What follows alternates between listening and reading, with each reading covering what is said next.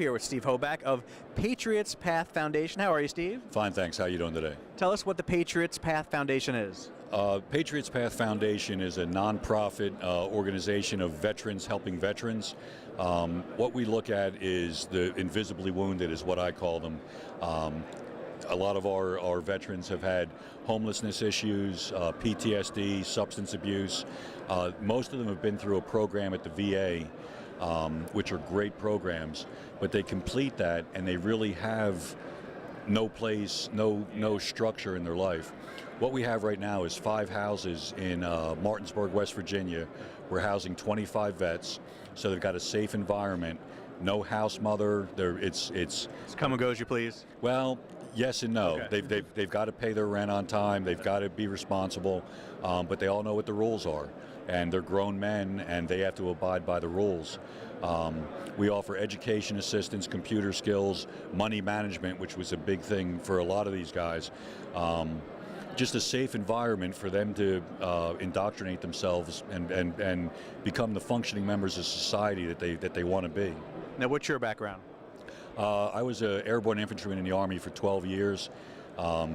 Got out of the Army, worked in the firearms industry in the manufacturing side, got in the sales side, and at 46 years old I found out what I want to be when I grow up, and I'm working in the training department at NRA.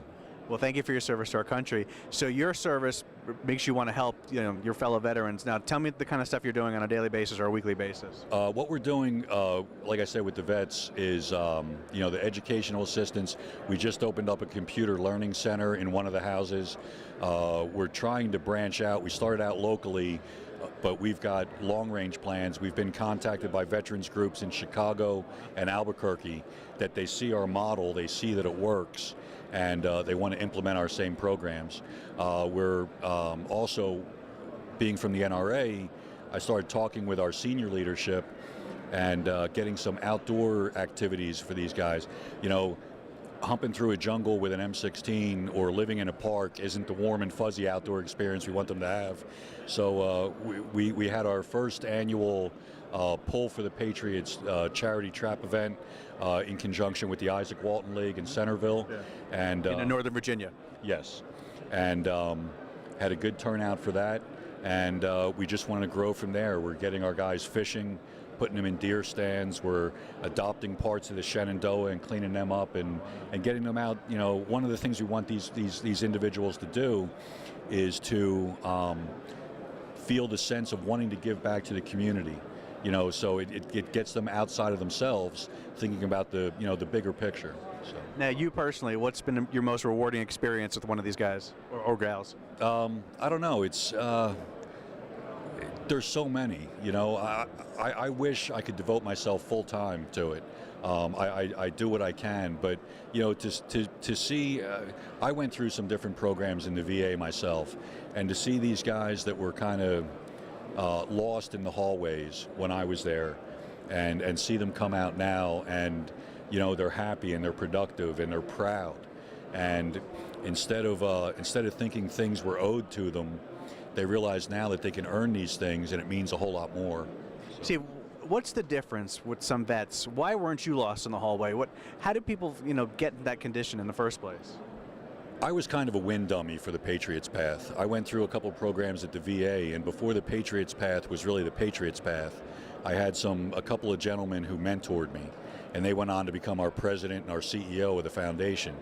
And they just made a huge difference in my life. I was able to see these guys who were combat veterans, who had gone through some issues in their life, and by just hard work and being dedicated and not being afraid to ask for help when they needed it, and then paying that help back whenever they could.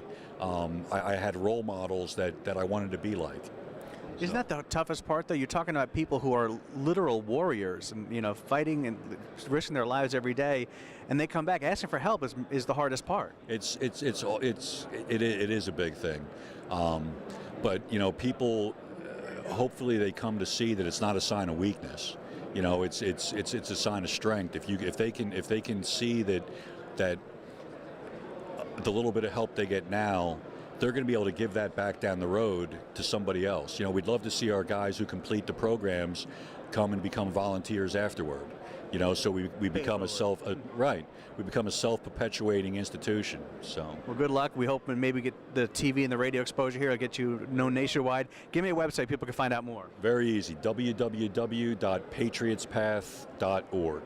www.patriotspath.org. Steve Hoback of the Patriots Path Foundation and an NRA staffer. So we're glad to have you here on NRA News. Life member. And life member, of course. Glad to have you on. Thanks for your time and good luck with the PPF. Okay, thanks, Cameron.